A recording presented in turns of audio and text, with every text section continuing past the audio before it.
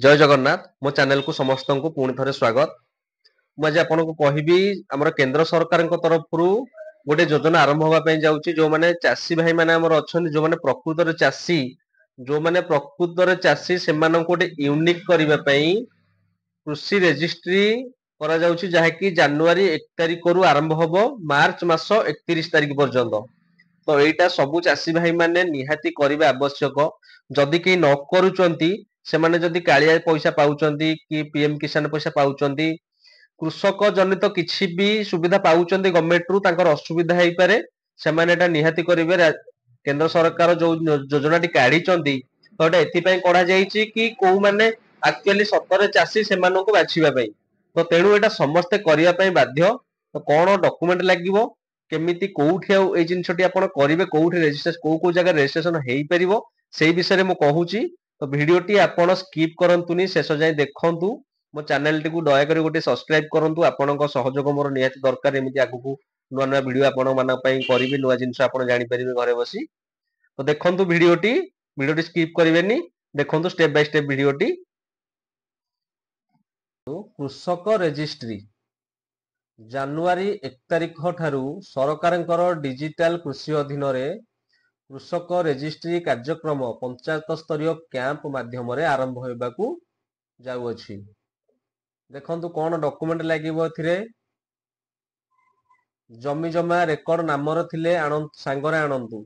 जदि निज जमी जमा रेकर्ड निज नाम रे अछि जमीबाड़ी खाता रे आपनको निज नामटी अछि तेबे आपण आधार कार्ड बुल एक पट्टा आधार संयुक्त मोबाइल एई तीनोटी डॉक्यूमेंट दरकार पड़िबा आपनको रजिस्ट्री करिया पई।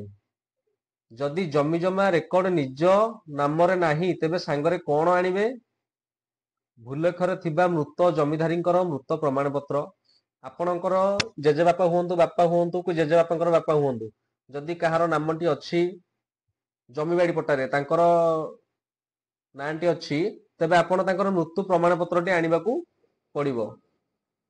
सेकेंड देखंतु उत्तराधिकारी प्रमाण पत्र एडे भी आपनको आनिबा पई पड़िबो।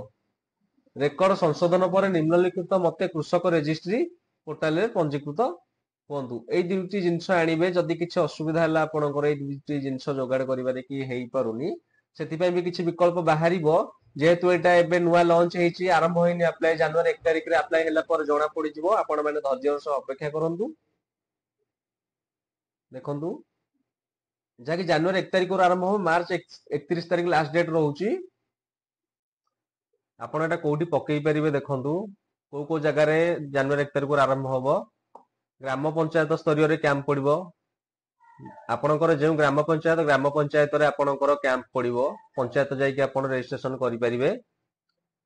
कृषक रजिस्ट्री पोर्टल जोटा कि ऑनलाइन रे अछि तो सेटार वेबसाइट मध्ये एठी लेखा आइछि देखंतु। आपण एई वेबसाइट विजिट करि मध्ये पकई परिबे। 3 नंबर अछि निकटस्थ जनसेवा केंद्र। आपण निकटस्थ आपणकर घर पाखरे हो कि आपणक एरिया रे जोडी जनसेवा केंद्र अछि आपण जनसेवा केंद्र मध्ये जाय कि पंजीकरण करि परिबे। एही प्रक्रिया आसंता मार्च 31 तारिख पर्यंत उपलब्ध हेबो। एही प्रक्रिया आसंता मार्च 31 तारिख पर्यंत उपलब्ध हेबो। आपण जनवरी 1 तारिख रु मार्च 31 तारिख भितरे आपण निजर पंजीकरण कराई नेबे। मु आपनको वीडियो आरंभ रे कहितली जदि आपण पंजीकरण न करौचंदी आपण जदि किछि कृषक जड़ित पाउचंदी बेनिफिट पाउचंदी ताले आपण असुविधा रे पड़ी पारंती। कृषि और कृषक संशक्तिकरण विभाग ओडिशा सरकार। अधिक सूचना पई टोल फ्री नंबर देखंतु 155 333 रे जोगाजोग करंतु। जदि अधिक इंफॉर्मेशन जानिया पई चाहुचंती एई नंबर को डायल करी आपण बुझी परिबे। जदि मोर वीडियोटी आपनको भल लागिछि मो चैनल को निश्चय गोटे सब्सक्राइब करिवे। जय जगन्नाथ धन्यवाद।